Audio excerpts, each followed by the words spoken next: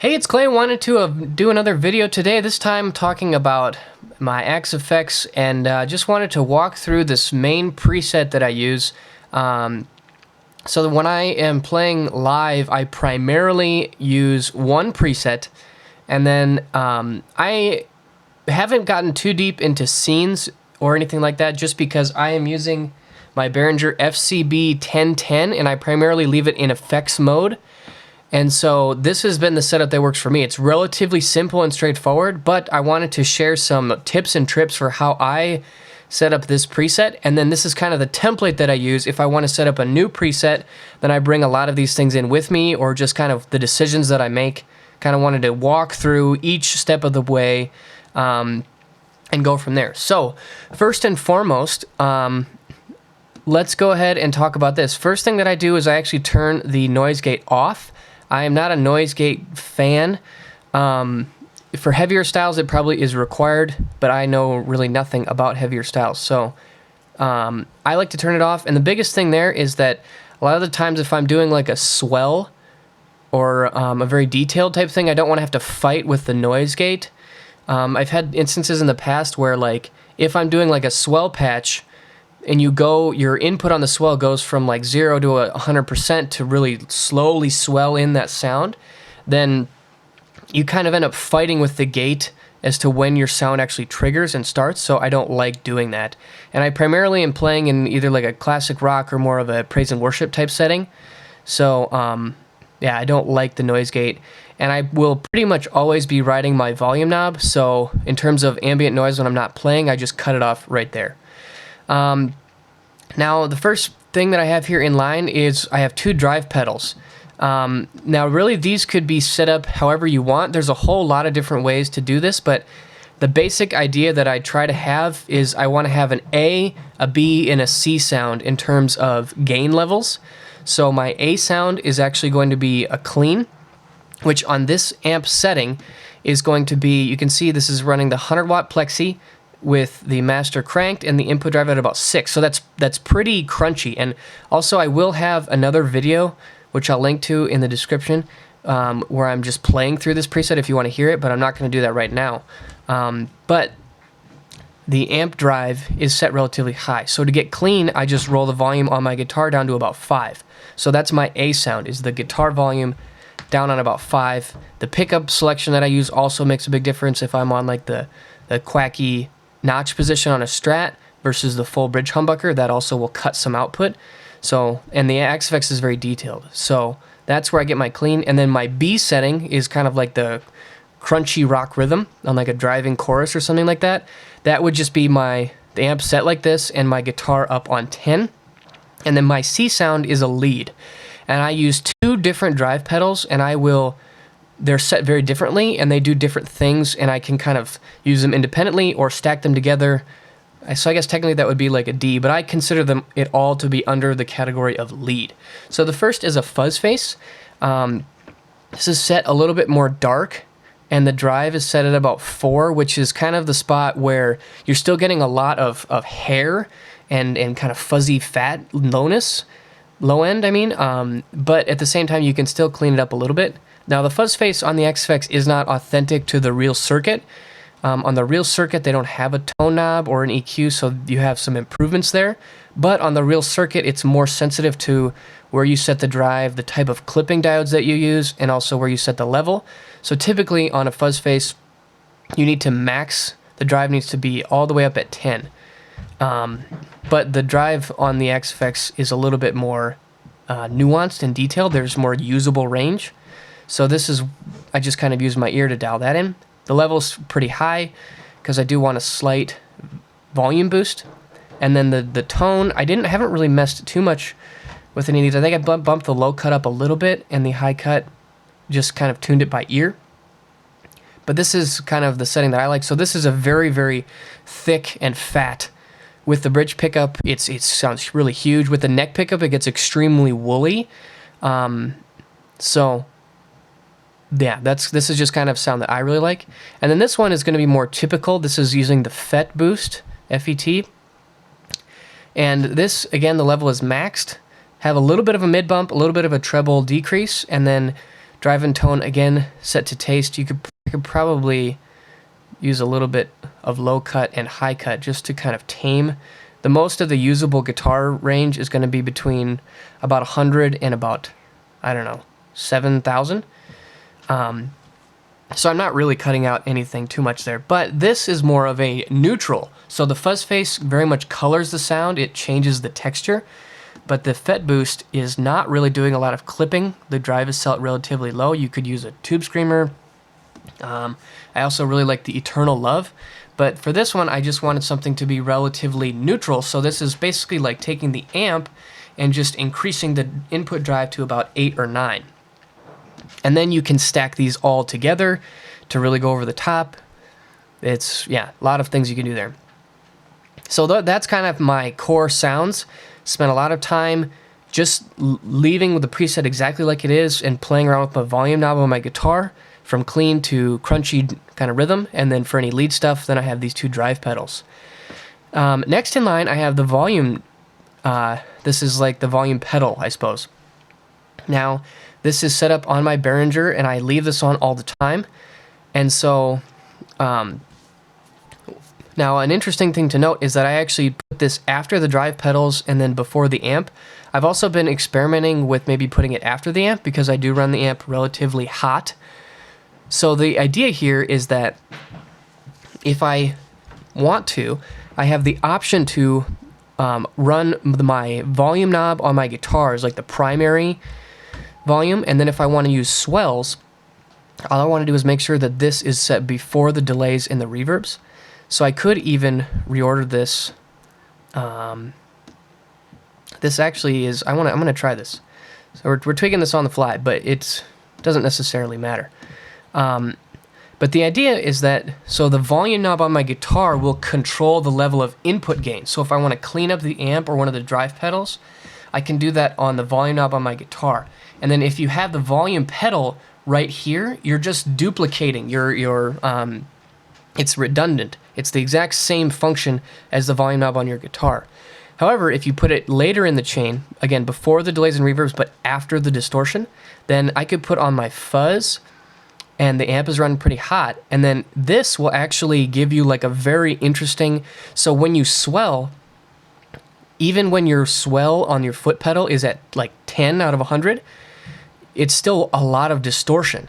So it just is a really cool texture. One that I really recommend you guys just try is putting your volume swell, your volume pedal after your distortions, and then you can get a very interesting sound because it's, instead of swelling, if you put it in the front of your amp, then you're basically swelling from clean to dirty. But when you put it after, like this, or after the drives, you're swelling a dirty sound up all the way. So it's just a really interesting way to do it. And the thing is, because the amps are so sensitive, the input on the amps are so sensitive to what the signal level is going into them, then you have maximum control because you can control it from your guitar, and then you also can control it with the volume pedal, and they're not overlapping. They each have a different function. So that's why I really like this setup. Let's get into the amp. So what I'm running is the Plexi 100 watt high input. To my ear, this one sounds the best. There's a whole bunch of different similar ones, but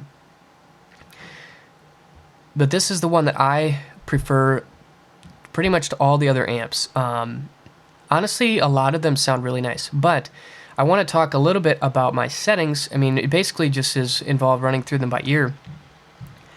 But I actually got these from watching a rig rundown from JD Simo. I think he's talking to Premier Guitar. And he is a guy who is really, like, has mastered how to run a 100 watt Plexi. And he might run into the jumper channel, so that would be jump. But so these settings, though, are these tone settings are taken straight directly from him. I think he also puts the drive on 10, but to my, I just prefer to back this down. But he will run the bass all the way off, the mids and treble all the way up, and then the presence is kind of the tone knob. And this is a really, really cool setting on these old Marshalls. Sounds really, really awesome. And yeah, I mean, because these amps are so true in nature to the real thing, those settings actually transfer over, and so it's a very similar sound to that.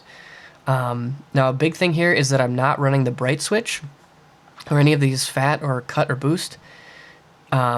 If you run the bright switch, then these settings sound very different. So I like to keep the bright switch off, not running any EQ, not changing anything on the speaker. I have experimented a little bit with this dynamics page, specifically bumping the crunch up just a little bit, bumping the dynamics up just ever so slightly, and then this output comp is actually one that I really like because I like compression in the amp. Now this is an output compressor, so this is not in the preamp, so you still can clean it up and get the really nice sparkly gain by rolling back on your volume knob, but you still get the full-on, crunch when you bring it up. But then the difference is that with a little bit of output comp, the volume difference between those two settings is not as drastic, so which is really useful in my opinion. So I can clean up my volume knob without disappearing from the mix, and then I can bring it up for some more driving tones without overpowering the mix. It just kind of allows you to be more consistent. Compression is something that I really like. It's a very useful thing, especially in the amplifier. Haven't really messed around with any of these settings. There's a lot of things you can do in here.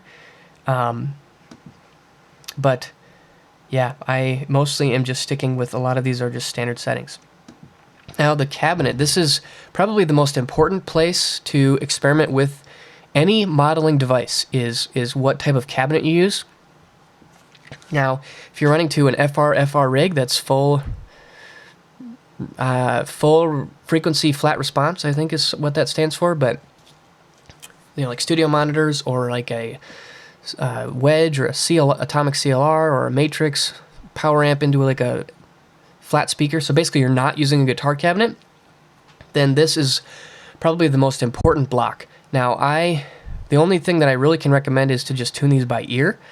This is an Ownhammer cab, I believe. It came with the newest firmware in these cabs, and this one, so this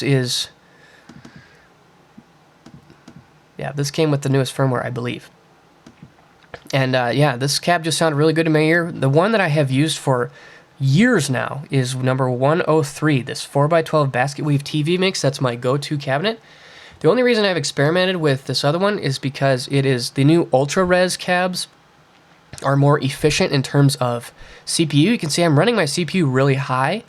A lot of that has to do with the looper. If I take the looper out, I guess it only dropped at 1%. Wow, GG. But I tend to run a little bit hot in terms of CPU, and I can get a little bit of artifacting going on. And so running Ultra Res cab really makes a big difference. If you drop this down to normal, it cuts a couple of percentages. So it does make a difference. But the Ultra Res cabs are more efficient than the older ones. So if I'm running my number 103, the basket weave, I have to run it at normal res. So I just really like the way this one sounds. And basically, I would just recommend going to the Axe Manage cabs and experimenting with as many different cabs as you possibly can. Just listen to them. Some of them will sound terrible. Some of them might sound really good. I just really recommend, I think that this is really the place where you want to